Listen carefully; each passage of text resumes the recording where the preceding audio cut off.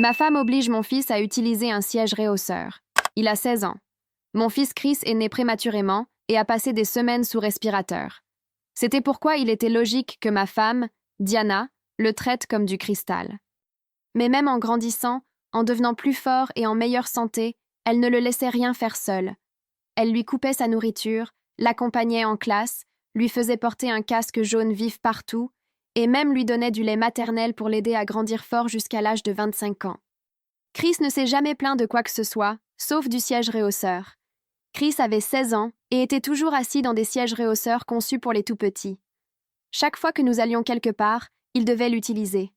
Peu importait si nous partions en voyage ou juste au supermarché.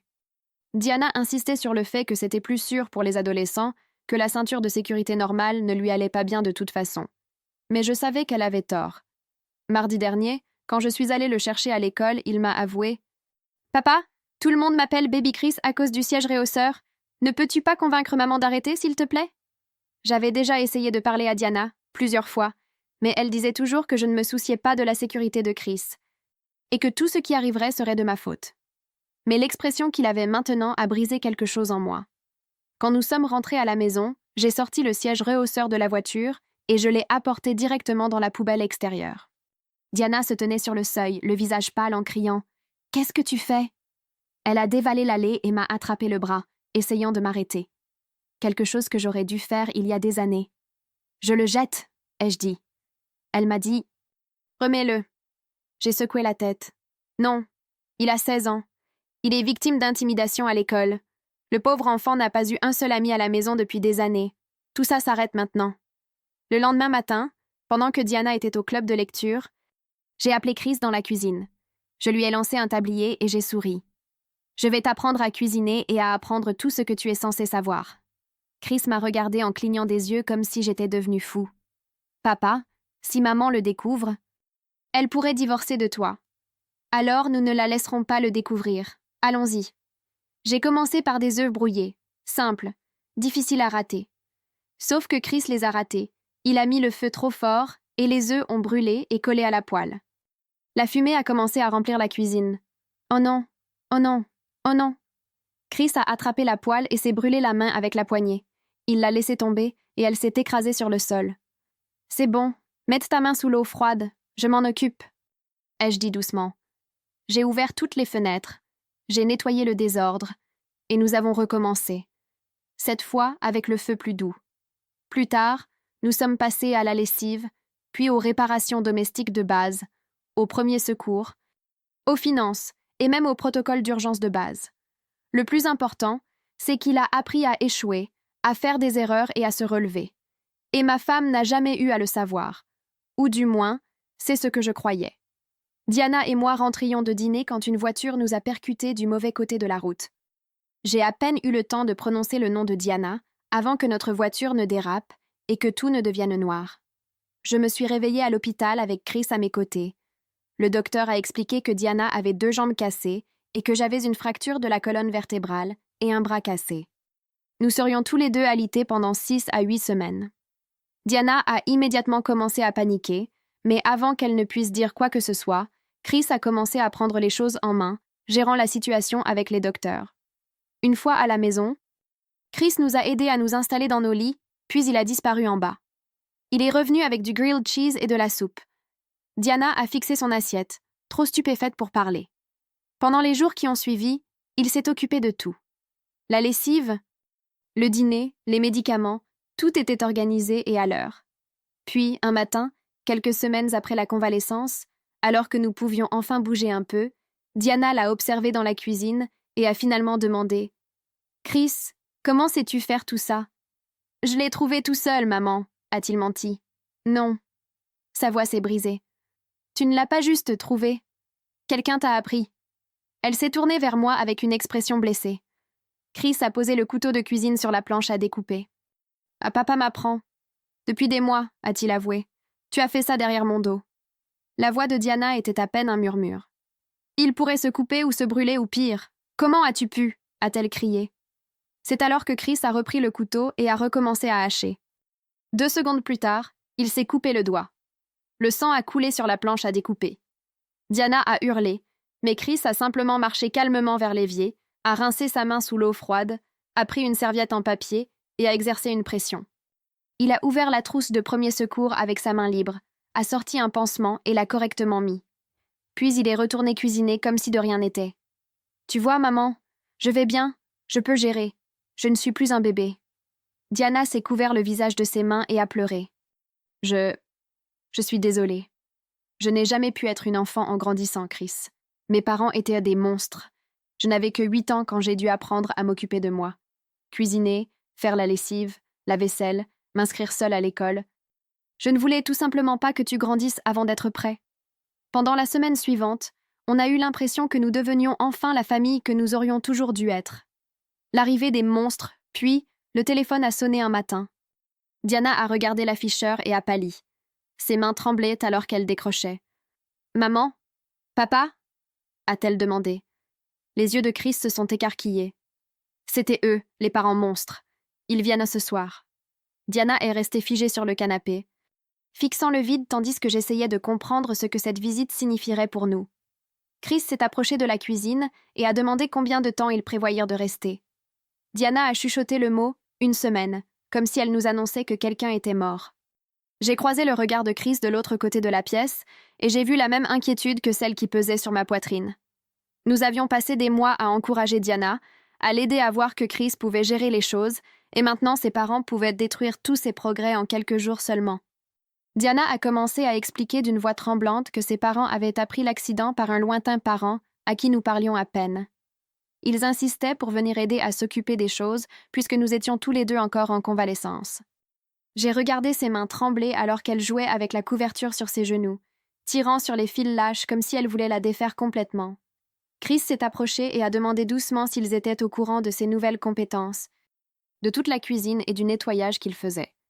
Diana a secoué la tête rapidement et a dit qu'il ne devait absolument pas le savoir parce qu'il la blâmerait d'être une mauvaise mère, de le mettre en danger, de ne pas le protéger correctement. J'ai passé tout l'après-midi à essayer de calmer Diana pendant que Chris préparait le dîner dans la cuisine, mais elle s'enfonçait de plus en plus dans la panique à propos de ce que ses parents diraient et feraient en arrivant. Elle nous a raconté des histoires que je n'avais jamais entendues en toutes nos années de mariage. Être laissée complètement seule pendant des jours à seulement 8 ans. Apprendre à cuisiner sur un petit réchaud électrique parce que personne n'était là pour lui montrer comment utiliser la vraie cuisinière en toute sécurité. Porter les mêmes vêtements sales à l'école pendant des semaines parce que personne ne lui avait appris à faire la lessive ou dit qu'il fallait le faire. Chris se tenait dans l'embrasure, écoutant les yeux de plus en plus écarquillés, comprenant finalement d'où venait la peur de sa mère. Ce soir-là, nous avons couru dans la maison pour cacher toute preuve de l'indépendance grandissante de Chris. Il a rangé le livre de cuisine qu'il utilisait pour planifier les repas. J'ai caché les clés de voiture avec lesquelles je lui avais appris à conduire dans le tiroir de ma table de chevet. Nous sommes même montés au grenier pour redescendre ce vieux siège rehausseur, celui que j'avais jeté des mois auparavant, mais que Diana avait secrètement sauvé et gardé.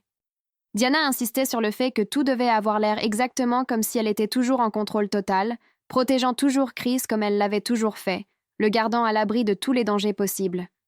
Je détestais l'idée de mentir et de faire semblant, mais j'ai vu la terreur pure dans ses yeux et j'ai accepté de la suivre pour l'instant. Chris a fixé le siège rehausseur sur le comptoir de la cuisine et a protesté en disant qu'il pensait que nous avions enfin dépassé tout ça. Diana lui a attrapé les mains et l'a supplié de tenir juste cette semaine. Elle a promis qu'une fois ses parents partis, les choses reviendraient à la normale, avec lui qui cuisinerait, aiderait et apprendrait de nouvelles compétences tous les jours. Je me suis approchée et lui ai pressé l'épaule.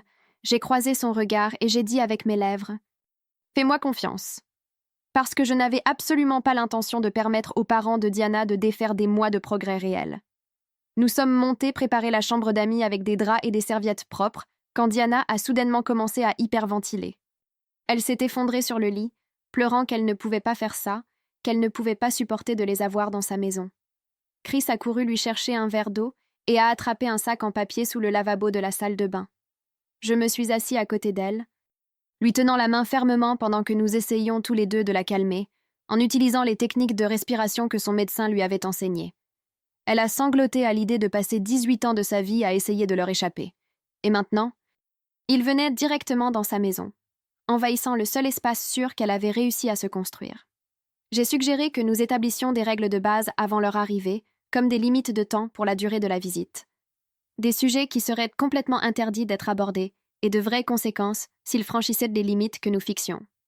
Diana m'a regardée comme si je venais de suggérer de s'envoler pour la Lune sans vaisseau spatial. Elle a dit que ses parents n'avaient jamais respecté une seule limite de toute leur vie, et qu'ils ne commenceraient certainement pas maintenant. Chris a souligné qu'elle était maintenant une adulte avec sa propre famille, et qu'elle avait tout à fait le droit de se protéger et de nous protéger des gens qui la traitaient mal. Johnny et Regina Harrington se sont garés devant notre maison exactement à 19h dans une énorme voiture de luxe qui criait pratiquement « Regardez combien nous avons d'argent !» J'ai compris instantanément pourquoi Diana était devenue comme elle était, pourquoi elle était si effrayée et anxieuse tout le temps. Regina est entrée par notre porte d'entrée, critiquant déjà tout, du quartier où nous avions choisi de vivre aux meubles que nous avions choisis, en passant par le dîner que Chris avait nerveusement réchauffé pour eux. Johnny nous a à peine regardés, il a simplement marché directement vers le salon et a attrapé la télécommande du téléviseur, exigeant immédiatement de savoir pourquoi nous n'avions pas toutes les chaînes câblées premium qu'il voulait regarder. Dans les 10 minutes qui ont suivi leur entrée, Regina a commencé à mitrailler Diana de questions sur l'accident. Elle a demandé pourquoi Diana n'était pas plus prudente sur la route. Elle a sous-entendu que tout aurait pu être évité si Diana avait fait plus attention. Diana s'est recroquevillée sur le canapé, balbutiant des excuses et des explications comme une petite fille réprimandée par un professeur. Je me suis tenue là, regardant ma femme confiante et aimante disparaître complètement, et à sa place apparaître cette petite enfant terrifiée. Les yeux de Regina se sont posés sur Chris, qui se tenait maladroitement près de l'entrée de la cuisine. Elle s'est précipitée vers lui et a commencé à l'étouffer d'une manière qui se sentait beaucoup plus possessive que réellement aimante. Elle lui a pincé les joues assez fort pour laisser des marques rouges et lui a demandé pourquoi il avait l'air si mince et en mauvaise santé. Elle s'est tournée vers Diana et a exigé de savoir exactement ce qu'elle lui avait donné à manger au fil des ans. Elle a suggéré assez fermement que Diana ne pouvait clairement pas gérer même les aspects les plus basiques de l'éducation. Chris s'est écarté d'elle poliment, retirant ses mains, et il a capté mon regard avec une expression qui m'a dit qu'il avait enfin tout compris, qu'il comprenait finalement pourquoi sa mère était comme ça. Regina a insisté pour inspecter la chambre d'amis avant de s'installer, passant son doigt sur la commode et le soulevant pour montrer la poussière qu'elle prétendait y avoir, même si je l'avais nettoyée cet après-midi-là. Elle s'est plainte que la pression de l'eau était trop faible lorsqu'elle a essayé la douche, puis elle est revenue en disant que le nombre de fils des draps était bon marché contre sa peau. Johnny se tenait dans l'embrasure, énumérant tout ce qui n'allait pas dans le quartier. Du bruit de la rue au manque de caméras de sécurité et au type de voiture que conduisèrent nos voisins. Diana s'est excusée pour chaque plainte, sa voix devenant plus douce et plus petite à chaque mot, promettant qu'elle achèterait de meilleurs draps demain et demandant quel nombre de fils Regina préférait. Chris avait réchauffé la lasagne qu'il avait faite plus tôt, mais Johnny a repoussé son assiette après une bouchée et a demandé pourquoi nous servions des restes à des invités. Regina a picoré sa nourriture et s'est demandé à voix haute pourquoi nous n'avions pas d'ingrédients frais dans la maison, disant qu'elle se serait attendue à une meilleure hospitalité. Diana a balbutié quelque chose sur le fait que l'accident rendait les courses difficiles. Mais Regina a juste soupiré comme si Diana donnait des excuses par paresse. Johnny a exigé de savoir quel type de scotch nous avions, et quand je lui ai dit que nous n'avions que de la bière et du vin, il a agi comme si je l'avais insulté personnellement. Il s'est plaint de devoir dormir dans une maison avec une sécurité inadéquate, disant que n'importe qui pourrait entrer par nos serrures fragiles. J'ai regardé ma femme se recroqueviller encore plus dans les coussins du canapé à chaque critique, s'excusant pour des choses qui n'appelleront pas d'excuses, et j'ai voulu les mettre tous les deux dehors à ce moment-là. Mais la main de Diana tremblait lorsqu'elle a atteint son verre d'eau, et j'ai su que les affronter ne ferait qu'empirer les choses pour elle. Je me suis réveillée à 2h du matin au son de pleurs venant du côté de Diana du lit. Elle était recroquevillée, le dos tourné vers moi, ses épaules tremblaient alors qu'elle essayait d'étouffer les sons. J'ai touché son bras doucement et elle a tressailli avant de se tourner vers moi. Son visage était mouillé de larmes à la faible lumière du couloir. Elle a chuchoté que leur présence ici lui ramenait chaque terrible souvenir qu'elle avait passé des années à essayer d'oublier. Qu'elle pouvait entendre la voix de sa mère la critiquer de la même manière que Regina le faisait quand Diana était petite. Elle m'a raconté qu'elle avait 8 ans et qu'elle essayait de cuisiner du riz sur un réchaud électrique parce que ses parents n'étaient pas rentrés à la maison depuis 2 jours et qu'elle avait faim. Elle s'était gravement brûlé la main sur le bord métallique, mais il n'y avait personne pour l'aider ou l'emmener chez un médecin ou même mettre un pansement correctement. Elle l'avait enveloppée dans une serviette sale et était allée à l'école le lendemain avec la brûlure qui s'infectait. Et quand une enseignante l'a finalement remarqué et a appelé ses parents, Regina avait crié après Diana pour avoir été négligente et les avoir fait mal paraître. J'ai tenu Diana pendant qu'elle tremblait et pleurait sur ma poitrine, ressentant une colère brûlante envers ces personnes qui avaient tant blessé ma femme et qui dormaient maintenant confortablement dans notre chambre d'amis.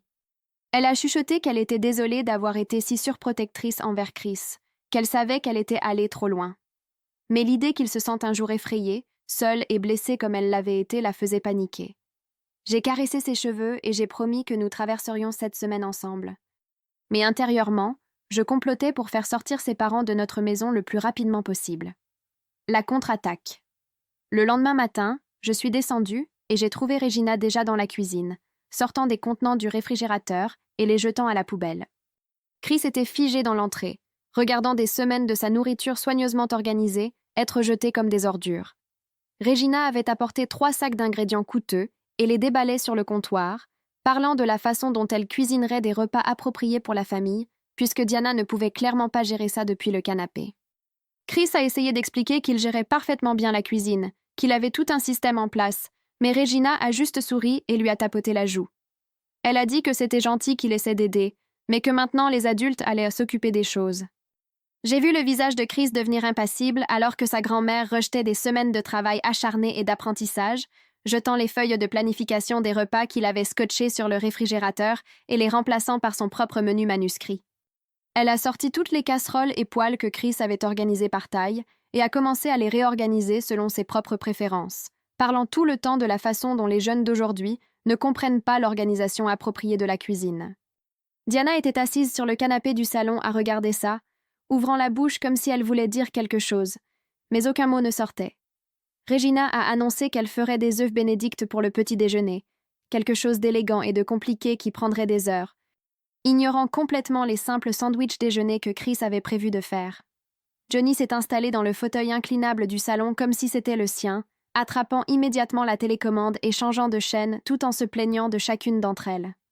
Il a exigé du café et j'ai dû expliquer que nous n'avions qu'une cafetière filtre ordinaire, pas la machine à expresso dont il avait apparemment besoin. Il a demandé des journaux et a semblé choqué que nous ne nous fassions plus livrer de journaux physiques, agissant comme si lire les nouvelles sur un téléphone était d'une certaine manière barbare. Il a à peine regardé Chris, sauf pour demander pourquoi un garçon de 16 ans ne jouait pas au football ou au basketball ou ne faisait pas des choses normales d'adolescent. Diana a commencé à expliquer la naissance prématurée de Chris et ses problèmes de santé pendant des années, mais Johnny l'a coupé au milieu de sa phrase. Il a dit qu'elle avait gâté Chris au point de le rendre faible, que les garçons devaient être durs et athlétiques, que toutes ces bêtises de rester à la maison et d'aider ses parents blessés le rendaient mou. Chris est resté là, encaissant en silence, la mâchoire serrée, pendant que Johnny continuait sur la façon dont sa génération savait comment élever de vrais hommes. Diana a essayé à nouveau de défendre ses choix parentaux, mais sa voix semblait petite et incertaine, rien à voir avec la mère confiante qu'elle était devenue ces dernières semaines. Johnny a juste secoué la tête et changé de chaîne, la rejetant complètement. Regina est sortie à ma voiture pour prendre quelque chose dans ses sacs et est revenue en tenant le siège réhausseur que nous avions remis en place hier. Elle est entrée dans le salon, le portant comme un trophée, louant Diana pour avoir enfin fait quelque chose de bien en assurant la sécurité de Chris. Le visage de Diana est devenu complètement blême, tandis que Regina se lançait dans une longue conférence sur le fait que l'éducation moderne était trop permissive, sur le fait que les enfants ont besoin d'un contrôle strict et d'une surveillance constante jusqu'à au moins 18 ans. Elle a dit que trop de parents de nos jours laissèrent leurs enfants vagabonder sans mesure de sécurité appropriée, et qu'elle était fière que Diana comprenne au moins l'importance de la sécurité du siège auto. J'ai vu la mâchoire de Chris se serrer, alors qu'il réalisait que sa grand-mère pensait vraiment que le siège réhausseur était une bonne idée, qu'elle louait exactement ce qui avait rendu sa vie misérable. Regina a continué, disant que les adolescents pensaient qu'ils étaient invincibles, mais que leur corps était encore en développement et avait besoin d'une protection supplémentaire. Elle a suggéré que Diana devrait également envisager de lui acheter un casque à porter en voiture, disant qu'elle l'avait lu en ligne et que cela avait parfaitement du sens. Diana a juste hoché la tête et a murmuré son accord, et j'ai vu ma femme disparaître encore plus dans l'enfant effrayé que ses parents avaient recréé. Pendant le petit déjeuner, Regina a critiqué tout ce qui concernait la façon dont Diana avait élevé Chris au cours des 16 dernières années. Elle a dit que ses vêtements semblaient négligés et a demandé pourquoi Diana lui permettait de porter des choses si décontractées au lieu de l'habiller correctement. Elle s'est plainte de ses manières à table, même s'il mangeait parfaitement normalement, disant qu'il mâchait trop bruyamment et ne se tenait pas assez droit. Elle a exigé de savoir quelles activités parascolaires il faisait. Et quand Diana a expliqué qu'il s'était concentré sur la convalescence et l'aide à la maison, Regina a agi comme si c'était la preuve d'une éducation ratée. Elle a continué à dire que Chris devrait être au club de débat et au gouvernement étudiant et faire du bénévolat, se construisant un CV pour les candidatures universitaires. Elle a critiqué sa posture, sa coupe de cheveux, la façon dont il tenait sa fourchette, même le fait qu'il était calme pendant le petit déjeuner au lieu d'engager la conversation. Diana a tout encaissé en silence, hochant la tête et s'excusant et promettant de faire mieux, retombant encore plus dans la petite fille effrayée qu'elle devait avoir été. Chris a poussé sa nourriture autour de son assiette, regardant entre sa mère et sa grand-mère, avec une compréhension et une colère croissantes dans ses yeux. Je pouvais le voir assembler toutes les pièces de pourquoi Diana avait été si surprotectrice. Pourquoi elle s'était tellement efforcée de lui donner tout et de le garder à l'abri de tout. Regina continuait à parler de tous les échecs de Diana en tant que mère, tandis que Diana restait assise là, acceptant chaque critique comme si elle la méritait. J'ai trouvé Chris dans sa chambre plus tard ce matin-là, assis sur son lit, fixant le mur. Il a levé les yeux quand je suis entrée et a demandé comment sa mère avait survécu en grandissant avec ces gens. Sa voix était calme mais intense. Il a dit qu'il avait toujours pensé que Diana était juste surprotectrice sans raison, qu'elle était irrationnelle et contrôlante, mais qu'il comprenait maintenant qu'elle essayait d'être la mère qu'elle n'avait jamais eue. Il a dit que regarder sa grand-mère démolir sa mère pendant le petit déjeuner lui faisait voir tout différemment. Cela lui faisait réaliser que chaque fois que Diana s'était accrochée trop fort, c'était parce qu'elle se souvenait de ce que l'on ressentait quand personne ne s'accrochait du tout. Je me suis assis à côté de lui et j'ai dit que comprendre d'où vient la peur de quelqu'un ne signifie pas accepter un comportement malsain, mais cela signifie avoir de la compassion.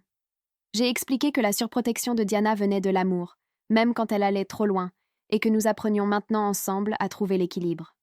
Chris a hoché la tête lentement, puis a demandé combien de temps ses grands-parents resteraient encore. Et je pouvais entendre la peur dans sa voix. Regina a insisté pour accompagner Diana à son rendez-vous de kinésithérapie cet après-midi-là, et j'ai regardé impuissant ma femme essayer de protester. Diana a dit qu'elle irait bien seule, que je pouvais l'emmener, mais Regina n'a rien voulu entendre. Elle a dit que Diana avait clairement besoin de soutien et de surveillance, qu'on ne pouvait pas faire confiance à Diana pour suivre correctement les instructions du thérapeute sans quelqu'un pour prendre des notes. Au rendez-vous, Regina a dominé la conversation avec la kinésithérapeute, une femme nommée Nora Coleman, qui avait été géniale avec Diana pendant des semaines. Regina a remis en question les qualifications de Nora, demandant à quelle école elle était allée et depuis combien de temps elle exerçait et si elle était vraiment qualifiée pour gérer les blessures spécifiques de Diana. Nora a géré ça professionnellement, expliquant calmement sa formation et son expérience, mais je pouvais voir l'inquiétude dans ses yeux en regardant Diana se recroqueviller sur sa chaise. Regina a suggéré des traitements alternatifs qu'elle avait lus en ligne. Des thérapies expérimentales coûteuses que Nora a doucement expliquées comme n'étant ni nécessaires ni appropriées pour la convalescence de Diana. Regina continuait d'interrompre les exercices pour demander si Nora était sûre que c'était la bonne approche. Si elle ne devrait pas peut-être obtenir un deuxième avis, si Diana devrait se pousser plus fort ou y aller plus doucement. Je me suis assis dans le coin, regardant l'état mental de ma femme se détériorer sous le questionnement et la critique constant de sa mère. Voyant l'inquiétude professionnelle de Nora grandir, alors que Diana cessait de parler pour elle-même complètement. Johnny m'a coincé dans le garage alors que je sortais chercher quelque chose dans la voiture, bloquant mon chemin de retour vers la maison. Il a commencé à me sermonner sur le fait d'être trop mou avec Chris, disant que les garçons avaient besoin de discipline et de structure, pas de chouchoutage et de confort. Il a dit que Chris devrait être à l'école militaire pour apprendre à devenir un homme au lieu de rester à la maison à aider ses parents blessés comme une sorte d'infirmier. Il a continué à parler de la façon dont sa génération savait comment élever les garçons correctement, avec des règles strictes et des conséquences dures, et pas de place pour la faiblesse ou l'émotion. Il a suggéré que j'étais un père défaillant en laissant Chris cuisiner, nettoyer et faire des tâches ménagères, disant que c'était des emplois de femmes et que je confondais le garçon sur son rôle. Je me suis mordu la langue si fort que j'ai goûté le sang, me rappelant que perdre mon calme n'aiderait pas Diana ou Chris en ce moment. Johnny a continué, disant que Chris avait besoin de sport, de compétition et d'endurcissement, que toutes ces bêtises de parentalité douce créaient une génération d'hommes faibles qui ne pouvaient pas gérer la vraie vie. Je suis restée là à encaisser. les mains serrées en poing dans mes poches, pensant à la façon dont cet homme avait laissé sa fille de 8 ans seule pendant des jours et me sermonnait maintenant sur l'éducation des enfants. Cet après-midi-là, Regina a réorganisé nos placards de cuisine sans demander à personne, jetant la moitié de notre nourriture et la remplaçant par ses préférences coûteuses. Chris a regardé en silence son système de planification des repas être complètement détruit. Tout le travail qu'il avait mis à apprendre où allait chaque chose a été écarté comme enfantin et erroné. Il a essayé de lui expliquer son système, comment il avait organisé les choses par type de nourriture et fréquence d'utilisation, mais Regina lui a juste tapoté la tête comme s'il avait 5 ans. Elle a dit « C'est mignon, chérie », tout en continuant à tout réorganiser selon sa propre logique, déplaçant les assiettes dans un autre placard et les verres sur une étagère plus haute que Chris ne pouvait pas facilement atteindre. Elle a jeté de la nourriture parfaitement bonne parce qu'elle ne répondait pas à ses normes, jetant les contenants de repas préportionnés de Chris à la poubelle et les remplaçant par ses ingrédients biologiques sophistiqués. Les mains de Chris ont tremblé légèrement alors qu'il regardait des semaines de son travail être défaites en quelques minutes. Tout son système qui avait gardé notre famille nourrie et organisée a été complètement démantelé par quelqu'un qui était dans notre maison depuis moins de 24 heures. Regina est passée de la cuisine au salon, où Diana était assise sur le canapé, les jambes posées sur des oreillers. J'ai entendu la voix de Regina devenir plus forte alors qu'elle marchait en pointant du doigt les choses. Elle a critiqué la couleur de la peinture sur les murs, disant qu'elle était trop sombre et rendait la pièce petite. Elle a soulevé un des coussins décoratifs de Diana et a plissé le nez, le laissant retomber sur le canapé comme s'il était sale. Elle s'est approchée de l'étagère et a commencé à sortir des livres, demandant pourquoi Diana dépensait de l'argent en romans au lieu de matériel éducatif. Diana était figée, ses mains agrippant le bord du coussin du canapé. Regina a remarqué les photos de famille sur le mur et s'y est également attaquée, disant que les cadres ne correspondaient pas et que l'arrangement semblait négligé. Elle a pointé notre photo de mariage et a fait un commentaire sur la robe de Diana étant trop simple. J'ai vu la respiration de Diana devenir plus rapide et plus superficielle à chaque critique. Regina a continué pendant ce qui a semblé une éternité, passant des rideaux aux meubles, aux tapis, aux lampes. Rien n'était assez bon. Diana a commencé à faire de petits allaitements, et j'ai vu sa poitrine se soulever. Je me suis rapidement déplacée à ses côtés, et j'ai pris sa main. Son pouce était rapide sous mes doigts. J'ai dit à Regina que nous avions besoin d'un moment, et j'ai aidé Diana à se lever. Elle s'est appuyée lourdement sur moi, alors que nous nous dirigions dans le couloir vers notre chambre. J'ai fermé la porte derrière nous, et Diana s'est effondrée sur le lit, hyperventilant et pleurant. Je me suis assis à côté d'elle et je lui ai frotté le dos, parlant doucement jusqu'à ce que sa respiration ralentisse. Elle n'arrêtait pas de dire « Je suis désolée », encore et encore, s'excusant que la maison ne soit pas assez bien, d'être une déception. Je suis restée avec elle jusqu'à ce qu'elle s'endorme d'épuisement. Quand je suis retournée au salon, Chris était assis avec ses grands-parents, l'air petit et impuissant. Il a bégayé avec la télécommande de la télévision comme s'il ne savait pas comment l'utiliser. Il a demandé à Regina doucement si elle pouvait l'aider à faire un sandwich parce qu'il n'était plus sûr de l'endroit où se trouvaient les choses. Elle lui a tapoté la tête et est allée à la cuisine avec lui. Johnny a grogné quelque chose sur le fait que le gamin était inutile. J'ai voulu dire quelque chose, mais Chris m'a regardé et a secoué la tête avec un mouvement minuscule.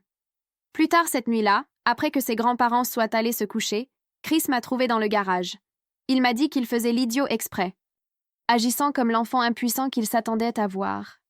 Il a dit que s'ils pensaient qu'il était incompétent, alors peut-être qu'ils arrêteraient d'attaquer Diana si fort. Il pensait que s'ils obtenaient ce qu'ils voulaient avec lui, il pourrait relâcher la pression sur sa mère. Je l'ai serré dans mes bras et lui ai dit qu'il était un bon garçon, mais qu'il ne devrait pas avoir à protéger sa mère de ses propres parents. Le lendemain matin, je me suis réveillée tôt et je suis allée à la cuisine faire du café. J'ai entendu des voix venant du salon et j'ai reconnu le ton tranchant de Regina. Je me suis arrêtée dans le couloir où il ne pouvait pas me voir. Regina se tenait au-dessus de Diana, qui était recroquevillée sur le canapé. Regina a dit à Diana qu'elle avait gaspillé son potentiel, qu'elle aurait pu être quelqu'un d'important au lieu de juste une femme et une mère. Elle a dit que Diana avait été acceptée dans une université prestigieuse, mais avait choisi de se marier à la place. La voix de Regina dégoulinait de dégoût tandis qu'elle parlait de la façon dont Diana avait ruiné tout ce que Regina avait prévu pour elle. Elle a dit « Toutes ces années à pousser Diana à exceller à l'école, tout cet argent dépensé en tuteurs et activités, complètement gaspillé. » Diana pleurait, sa voix se brisant alors qu'elle s'excusait. Elle a dit qu'elle était désolée d'être une déception, désolée de ne pas avoir été à la hauteur des attentes, désolée d'avoir choisi sa propre voie. Regina a continué, énumérant toutes les façons dont Diana n'avait pas satisfait à ses normes. J'ai entendu des pas derrière moi et je me suis retournée pour voir Chris debout dans le couloir. Son visage était devenu complètement blanc et ses mains étaient serrées en poing sur les côtés. Il a regardé au-delà de moi la scène dans le salon, voyant sa grand-mère démolir sa mère avec des mots. Sa mâchoire était tendue et je pouvais voir une veine palpiter sur sa tempe. Il m'a regardée avec une expression que je n'avais jamais vue. De la pure rage mélangée à ce qui semblait être la compréhension qui s'installait enfin. Il s'est retourné et est retourné dans sa chambre sans rien dire. Je l'ai suivi et je l'ai trouvé assis sur son lit, la tête entre les mains. Il a levé les yeux et a dit que nous devions faire quelque chose parce que ses grands-parents étaient en train de détruire sa mère juste devant nous. Chris a commencé à faire les 100 pas dans sa chambre, passant ses mains dans ses cheveux. Il a dit qu'il comprenait enfin pourquoi Diana s'était autant accrochée toutes ces années. Elle n'essayait pas de le contrôler ou de le maintenir faible. Elle essayait de lui donner l'enfance qu'elle n'avait jamais eue, la sécurité et la protection dont elle avait désespérément eu besoin quand elle était jeune. Il a dit que sa mère avait passé 16 ans à s'assurer qu'il ne se sente jamais seul, effrayé ou indésirable comme elle. Toute la surprotection, toutes les règles, toute la surveillance. C'était la manière de Diana d'être le parent que ses propres parents n'avaient jamais été. La voix de Chris s'est brisée en parlant d'avoir vu sa grand-mère critiquer tout ce qui concernait la vie de Diana et de voir sa mère simplement l'accepter. Il a dit que nous ne pouvions pas laisser cela continuer pendant 5 jours de plus. J'ai accepté que nous devions agir, mais je lui ai dit que nous devions être intelligents. Si nous affrontions directement Johnny et Regina, ils pourraient s'enraciner davantage et rendre les choses pires pour Diana. Nous avions besoin d'un plan qui protégerait Diana sans donner plus de munitions à ses parents pour l'utiliser contre elle. Chris a hoché la tête et nous avons passé quelques minutes à discuter des options. Mais avant que nous puissions nous décider, Johnny est apparu dans l'embrasure. Il a exigé que je l'emmène faire un tour du quartier pour qu'il puisse voir où son petit-fils grandissait. Je ne voulais pas laisser Chris seul avec Regina, mais Johnny ne demandait pas, il ordonnait. J'ai attrapé mes clés et nous sommes sortis vers la voiture. Johnny s'est installé sur le siège passager et a immédiatement commencé à critiquer l'intérieur de la voiture. Il a demandé pourquoi je ne conduisais pas quelque chose de plus récent, quelque chose qui reflèterait mieux la famille. J'ai quitté l'allée et j'ai commencé à rouler lentement dans notre quartier. Johnny a regardé par la fenêtre et a fait des bruits de désapprobation. Il a pointé les maisons et a dit qu'elles étaient trop petites, trop proches les unes des autres, pas assez de terrain. Il a demandé la valeur des propriétés et a fait un geste lorsque je lui ai dit. Nous sommes passés devant l'école primaire et il a dit qu'elle avait l'air négligée, demandant pourquoi nous n'avions pas déménagé dans un meilleur district. J'ai dit que l'école de Chris était assez bonne, mais Johnny m'a coupé. Il a dit que bonne n'était pas suffisant, que Chris devrait être dans une académie privée, apprenant des meilleurs enseignants. Nous avons passé le parc où Chris avait l'habitude de jouer, et Johnny a demandé pourquoi il n'y avait pas plus d'installations sportives organisées. Il a continué à parler du fait que les garçons ont besoin de structure et de compétition, pas seulement de terrain de jeu aléatoire. Chaque virage apportait de nouvelles plaintes. L'épicerie n'était pas assez chic. La bibliothèque était trop petite. Les pelouses des voisins n'étaient pas assez bien entretenues. Johnny m'a dit que je ne subvenais clairement pas aux besoins de ma famille de manière adéquate. Que Diana méritait mieux que cette vie de banlieue de classe moyenne. Il a dit qu'elle s'était mariée en dessous de son potentiel, et cela se voyait dans tous les aspects de nos vies. Il a continué à parler du fait que si Diana avait épousé quelqu'un de sa propre classe sociale, quelqu'un avec une ambition et un pouvoir d'achat réel, elle vivrait dans une maison convenable, dans un quartier convenable. J'ai serré le volant fort et j'ai continué à conduire, le laissant se défouler. Quand nous sommes rentrés à la maison, je suis entrée et j'ai trouvé Chris debout dans la cuisine, regardant la poubelle. Son visage était impassible, mais ses mains tremblèrent sur les côtés. J'ai regardé dans la poubelle et j'ai vu son livre de cuisine au-dessus des ordures, celui qu'il utilisait pour apprendre des recettes et planifier des repas. Regina se tenait près du comptoir, les bras croisés, avec un air de satisfaction. Elle a dit que les garçons de 16 ans ne devraient pas cuisiner parce que ça le rendait mou. Elle a dit que les vrais hommes ne passent pas de temps dans la cuisine à faire le travail des femmes. Diana a essayé de parler depuis le canapé, disant que Chris avait fait un excellent travail en prenant soin de nous pendant la convalescence. Regina s'est retournée et l'a coupée au milieu de sa phrase. Elle a dit à Diana que c'était exactement le problème, que Diana ne savait clairement pas comment élever un jeune homme adéquat. Elle a dit que Chris avait besoin de discipline et d'activité masculine, pas de tablier et de fiches de recettes.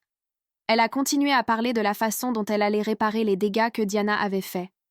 Rendre Chris à nouveau un véritable homme. Chris restait immobile, juste là, fixant son livre dans la poubelle. J'ai vu sa gorge bouger comme s'il essayait d'avaler quelque chose. Regina a continué à parler de ses plans pour endurcir Chris, énumérant toutes les choses qu'elle pensait qu'il devrait faire à la place. Diana pleurait silencieusement sur le canapé, mais elle n'a plus essayé de discuter.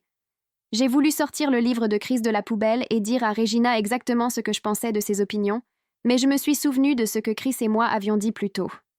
Nous devions être intelligents. Perdre mon sang-froid maintenant n'aiderait personne.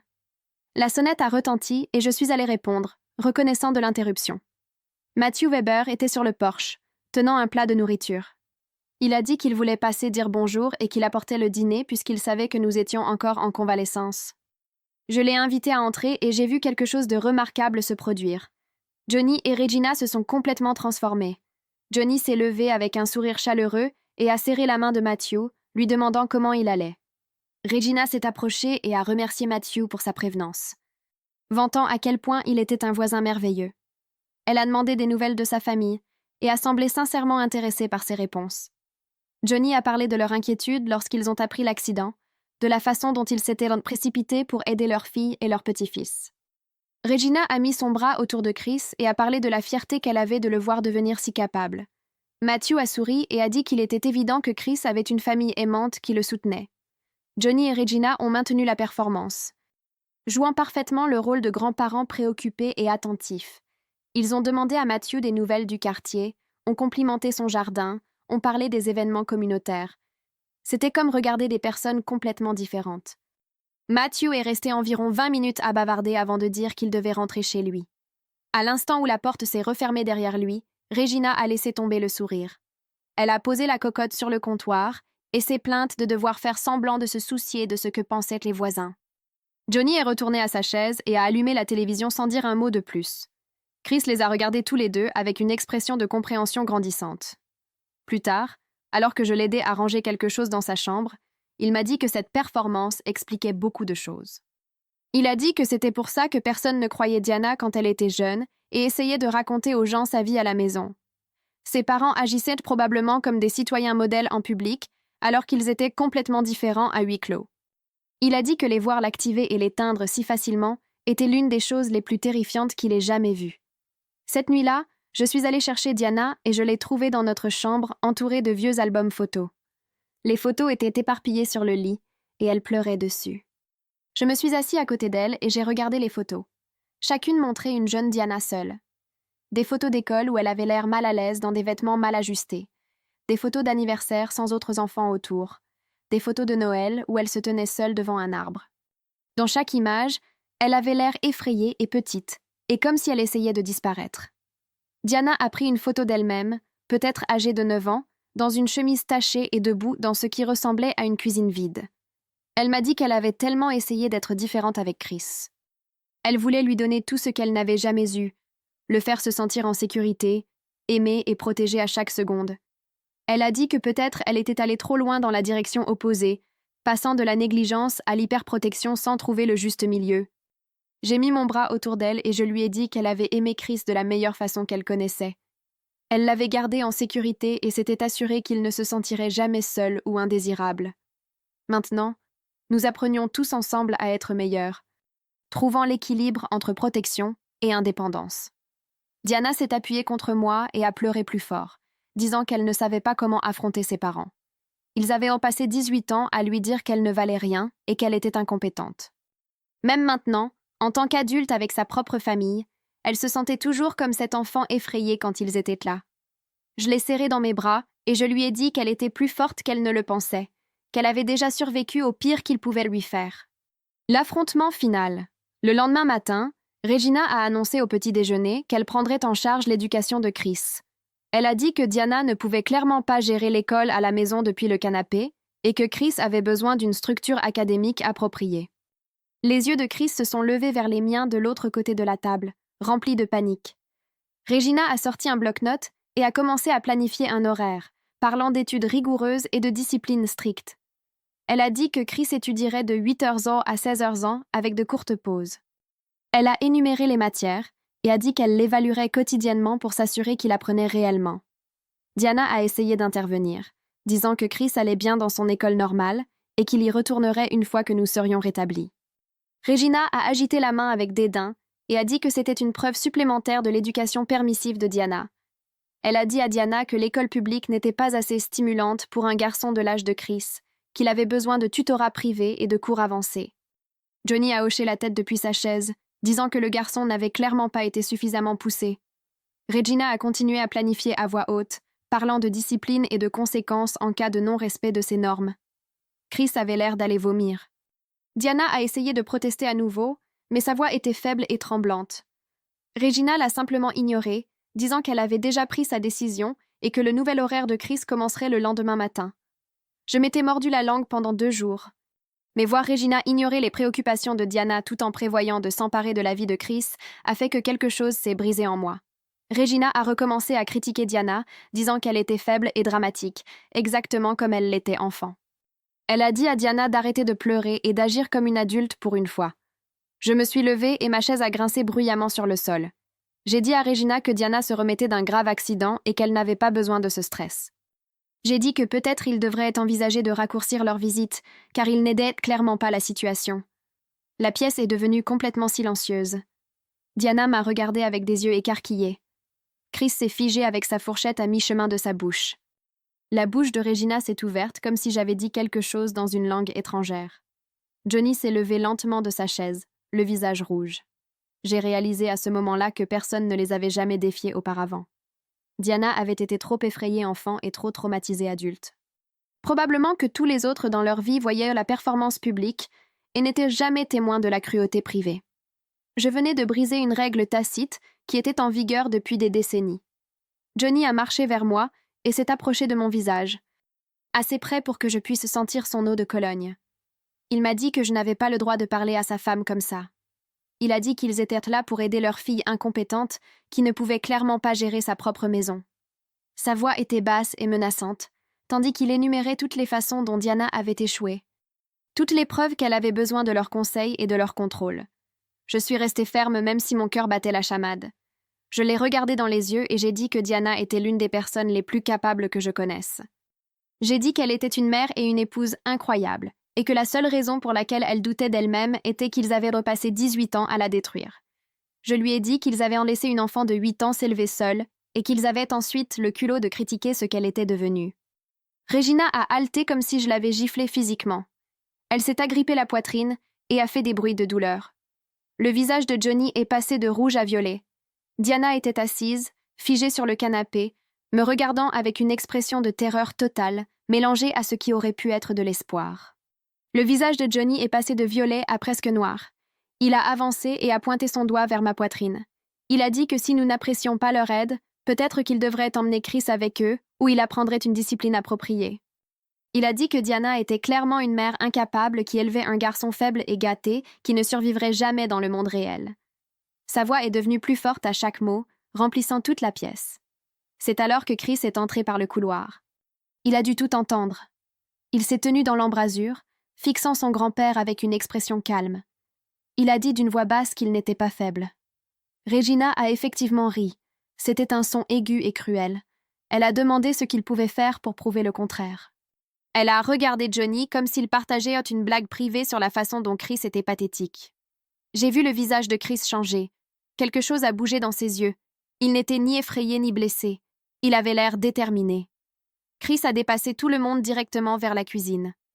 J'ai entendu un tiroir s'ouvrir.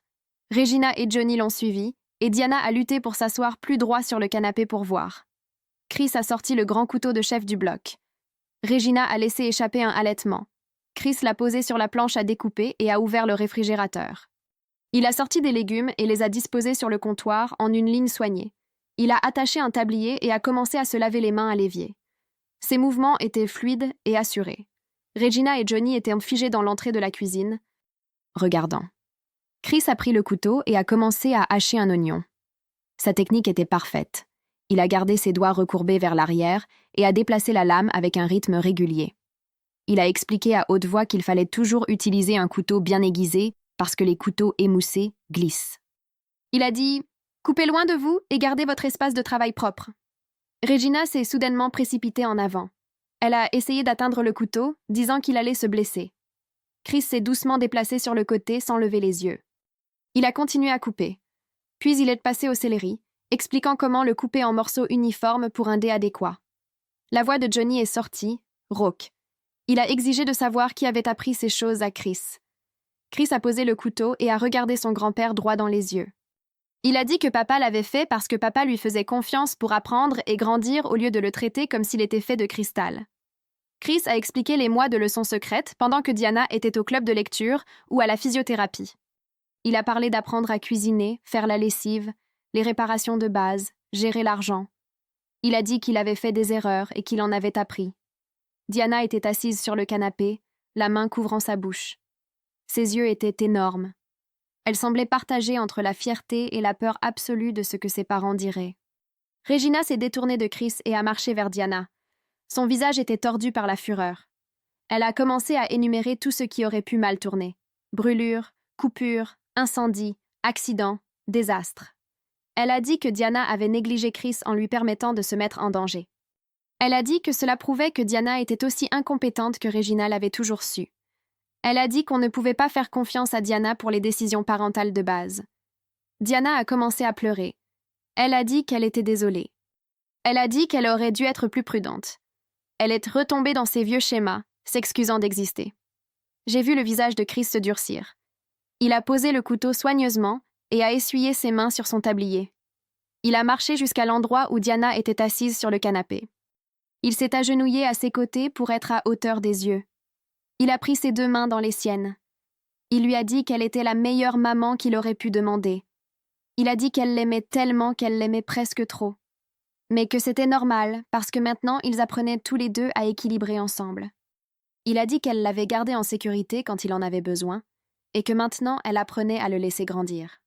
Diana a regardé son fils comme si elle ne l'avait jamais vu auparavant. Ce jeune homme sûr de lui qui la comprenait si complètement, qui voyait ses peurs et l'aimait quand même. Les larmes coulaient sur le visage de Diana, mais elle ne sanglotait plus. Elle a regardé ses parents debout dans notre salon. Sa voix tremblait, mais elle a dit qu'ils devaient en partir. Regina a ri. Elle a dit que Diana ne pouvait pas s'en sortir sans son aide. Diana a dit plus fort qu'il devait quitter sa maison. Johnny a commencé à argumenter. Diana l'a coupé. Elle a dit qu'ils avaient repassé 18 ans à lui dire qu'elle ne valait rien. Elle a dit qu'elle ne permettrait pas qu'il fasse la même chose à Chris. L'expression de Regina a complètement changé. Soudain, elle a eu l'air douce et préoccupée. Elle a dit que Diana ne pensait clairement pas clairement à cause des médicaments contre la douleur. Elle a essayé d'atteindre la main de Diana. Diana s'est retirée. Elle a dit qu'elle pensait plus clairement que depuis des années. Elle a dit qu'elle avait tant essayé d'être une mère parfaite parce qu'elle ne voulait jamais que Chris se sente comme il l'avait fait se sentir elle. Seule, effrayée et convaincue qu'elle était brisée. Johnny a sorti son téléphone. Il a dit qu'il appellerait les services de protection de l'enfance. Il a dit que Diana et moi mettions Chris en danger en lui permettant d'utiliser des couteaux et des cuisinières. Chris a ri. Il a sorti son propre téléphone et a commencé à glisser sur l'écran. Il a tourné l'écran vers ses grands-parents. Il montrait vidéo après vidéo de lui en train de cuisiner. Technique soignée, confiance grandissante, aucune blessure. Chris a dit que le seul danger pour lui était de grandir en pensant qu'il était trop fragile pour gérer la vie normale. La voix de Diana est devenue plus forte. Elle a commencé à raconter des histoires que Chris et moi n'avions jamais entendues. Être enfermé dans sa chambre pendant des jours en guise de punition. Devoir voler de la nourriture à la cafétéria de l'école parce qu'il n'y avait rien à la maison. Porter les mêmes vêtements pendant des semaines parce que personne ne lui avait appris à faire la lessive. Regina a essayé d'intervenir, mais Diana a continué à parler. Des années de vérité refoulée se sont déversées d'elle. Elle a dit qu'elle leur pardonnait d'être de terribles parents, mais qu'elle ne permettrait pas qu'ils soient aussi de terribles grands-parents. Regina a fondu en larmes. Elle a dit que Diana était cruelle et injuste. Elle a dit qu'ils avaient fait de leur mieux avec des ressources limitées. Diana a dit doucement qu'avoir de l'argent pour des voitures de luxe et des ingrédients coûteux maintenant prouvait qu'ils avaient des ressources à l'époque. Ils ont juste choisi de ne pas les utiliser sur elle. Johnny a attrapé le bras de Regina. Il a dit qu'il partait. Il a dit que Diana était clairement ingrate et qu'ils ne resteraient pas là où ils n'étaient pas appréciés. Chris s'est déplacé pour bloquer l'entrée avant que Johnny ne puisse faire un pas de plus.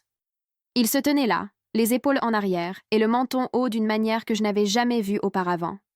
Il a regardé ses grands-parents et a commencé à parler d'une voix calme et régulière, qui ne ressemblait pas du tout à mon fils de 16 ans. Il a dit que sa mère avait passé toute sa vie à essayer de le protéger de se sentir indésirable. Il a dit qu'il était reconnaissant pour cela, même si elle était allée trop loin parfois. Il a dit qu'il n'était pas faible ou gâté comme il le pensait. Il a dit qu'il était aimé et qu'il y avait une grande différence entre ces choses. Le visage de Johnny est devenu rouge et il a essayé de pousser Chris pour passer vers la porte.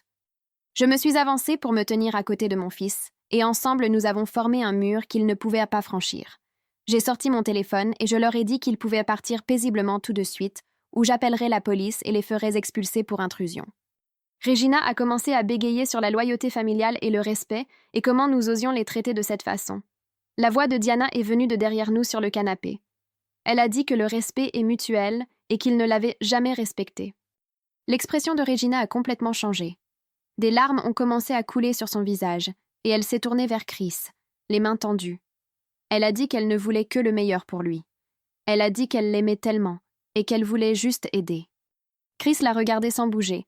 Il a dit que si c'était à ça que ressemblait leur amour, alors il n'en voulait pas. Les mots ont frappé Regina comme s'ils l'avaient frappée à l'estomac. Sa bouche s'est ouverte et fermée, mais rien n'est sorti. Je l'ai vue s'effondrer en réalisant qu'elle avait perdu. Johnny a attrapé le bras de Regina et l'a traînée vers les escaliers. Il a dit qu'ils allaient chercher leurs affaires et partir, puisque nous n'apprécions clairement rien de ce qu'ils essayaient de faire.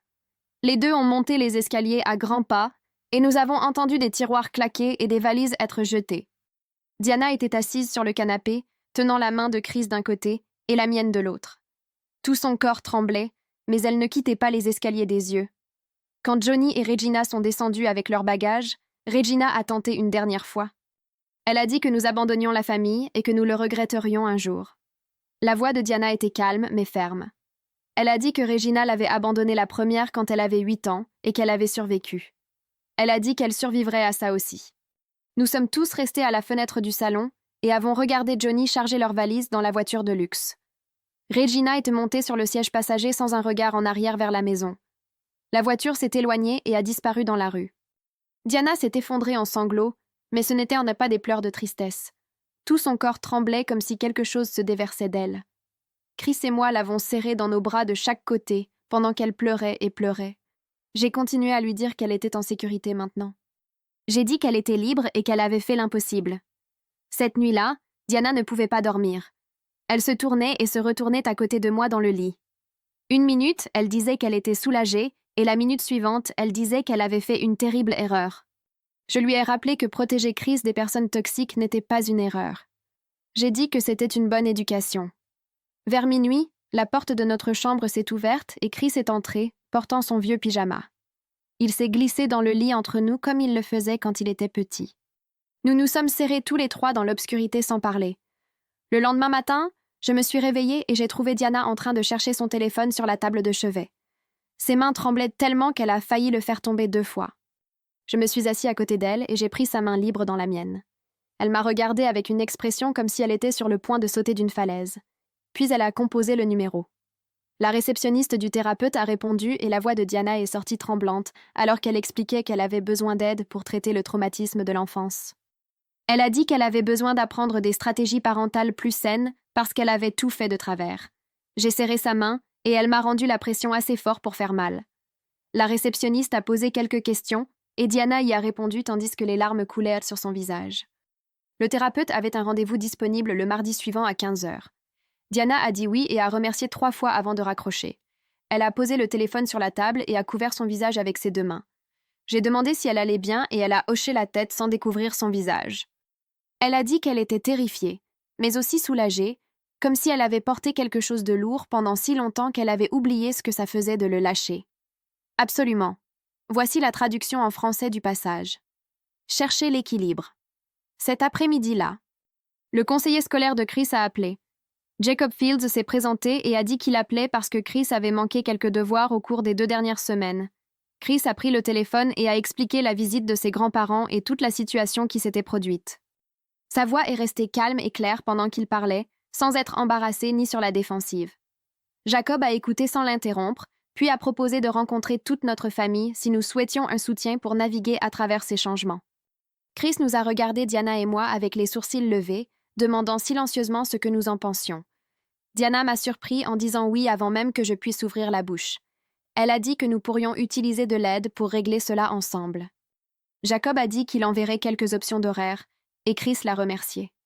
Après que Chris ait raccroché, Diana m'a regardée et a dit qu'elle n'aurait jamais pensé être le genre de personne à demander de l'aide. Je lui ai dit que demander de l'aide était la chose la plus courageuse qu'elle ait jamais faite. Cette nuit-là, nous nous sommes assis tous les trois dans le salon avec toutes les lumières allumées. Diana était sur le canapé, les jambes surélevées. Chris était dans le fauteuil et j'étais par terre, appuyée contre le mur, car mon dos me faisait encore mal si je restais assis trop longtemps. Nous avons parlé pendant près de 3 heures de choses que nous n'avions jamais dites à voix haute auparavant. Diana a raconté à Chris des histoires sur son enfance qui l'ont fait pâlir. Avoir 8 ans et cuisiner des saucisses sur un réchaud électrique parce que ses parents étaient partis pendant 4 jours. Porter le même jean à l'école pendant 2 semaines d'affilée parce que personne ne lui avait appris à utiliser une machine à laver. S'inscrire elle-même au lycée parce que ses parents avaient oublié. Chris a demandé pourquoi elle ne lui avait jamais raconté tout ça auparavant et Diana a dit qu'elle avait honte. Elle pensait que si elle n'en parlait jamais, cela n'était peut-être pas vraiment arrivé.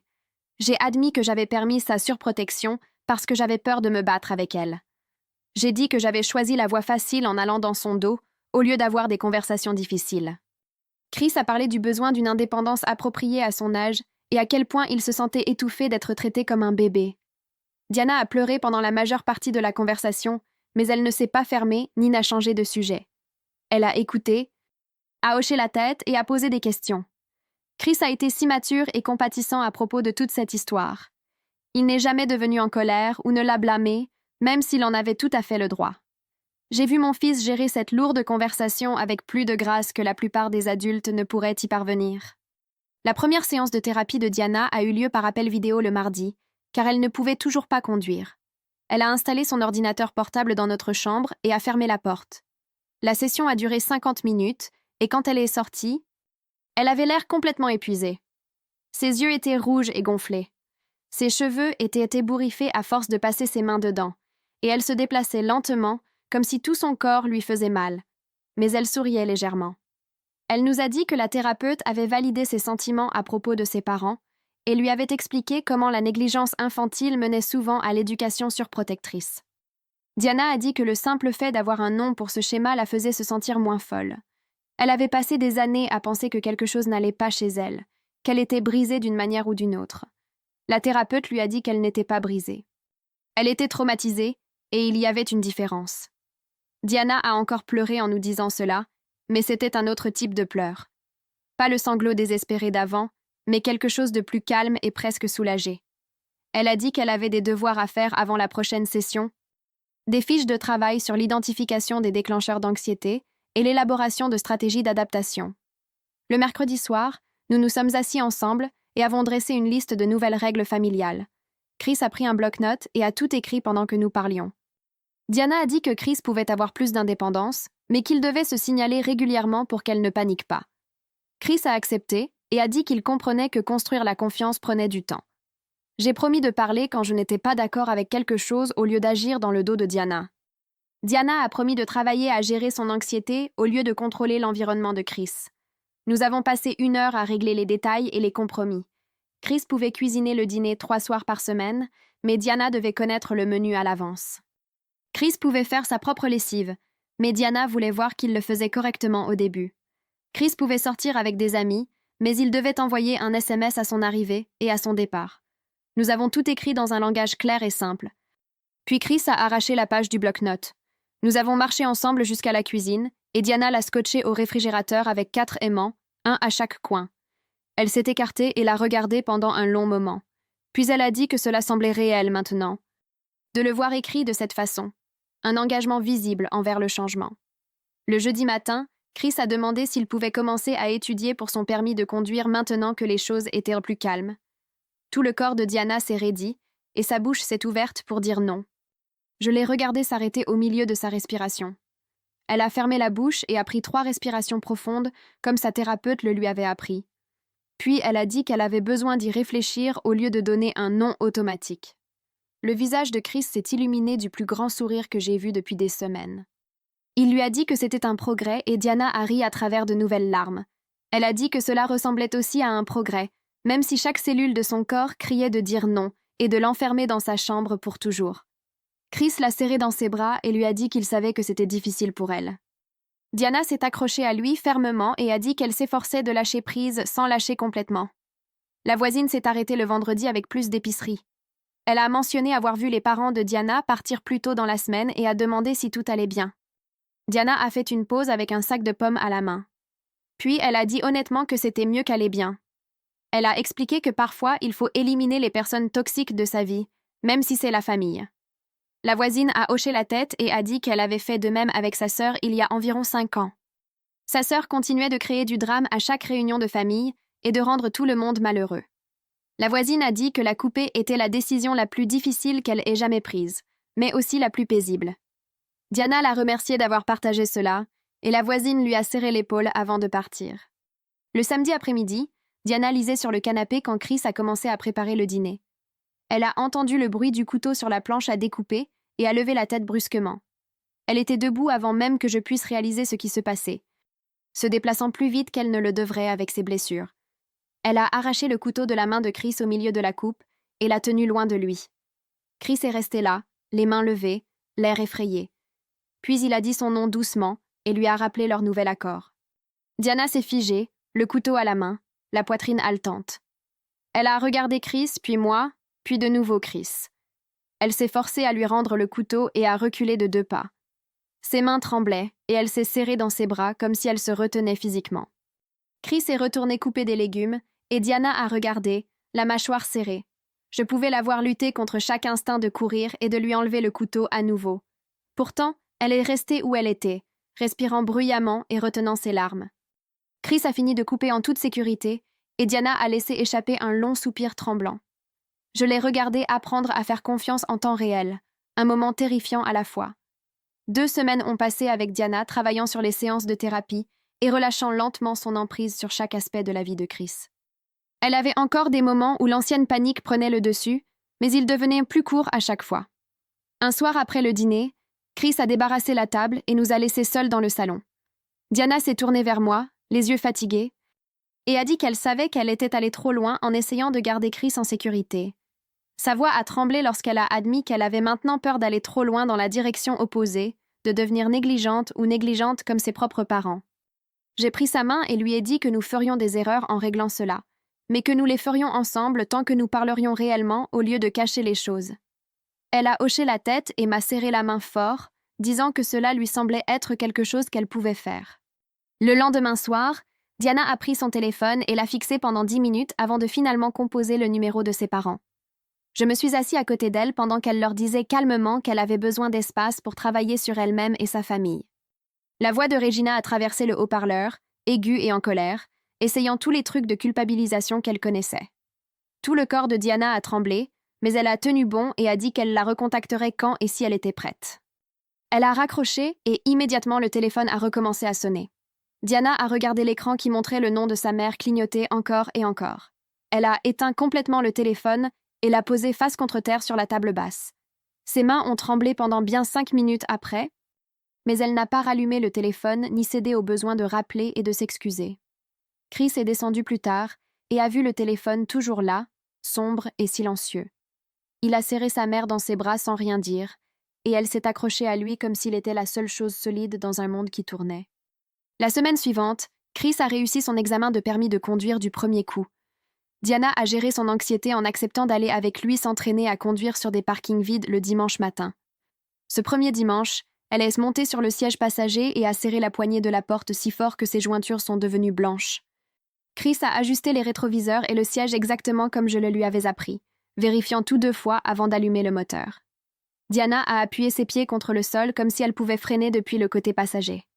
Chris a conduit lentement sur le parking vide, tournant prudemment et s'arrêtant doucement au panneau d'arrêt imaginaire. Diana ne lui a pas dit de s'arrêter, ni n'a pris le contrôle, même si je pouvais voir sa mâchoire serrée tout le temps. Après 20 minutes, Chris s'est garé et a coupé le moteur. Diana a laissé échapper un long soupir tremblant et a admis que c'était effrayant de le regarder, mais que c'était aussi génial de le voir apprendre et grandir. Chris a souri et a dit que c'était un énorme progrès pour elle. Notre convalescence physique a atteint la barre des 6 semaines et le médecin nous a autorisés tous les deux à recommencer à bouger plus normalement. Diana a plaisanté en disant que maintenant elle n'avait plus d'excuses pour éviter de faire des choses elle-même. Chris a répondu rapidement qu'il ne reviendrait pas au siège réhausseur, quoi qu'il arrive. Le rire qui s'en est suivi a semblé réel et léger, comme si nous étions enfin en train de devenir la famille que nous aurions toujours dû être. Quelques jours plus tard, Jacob Fields est venu chez nous pour une réunion de famille. Il nous a aidés à élaborer des stratégies pour gérer l'anxiété de Diana lorsqu'elle montait et à soutenir l'indépendance croissante de Chris sans le laisser complètement seul. Jacob a salué les progrès que nous avions accomplis en si peu de temps et nous a rappelé que la guérison n'est pas une ligne droite. Il y aurait de bons jours et des jours difficiles et parfois de très mauvais jours entre les deux.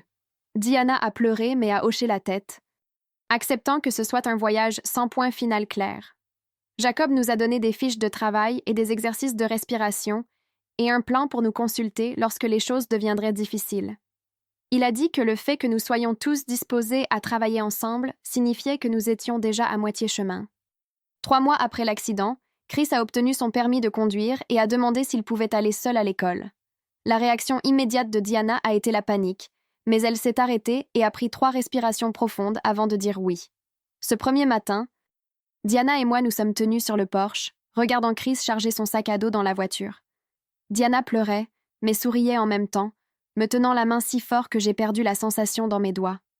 Chris a reculé prudemment de l'allée exactement comme je le lui avais appris, vérifiant ses rétroviseurs et tournant la tête pour chercher des obstacles.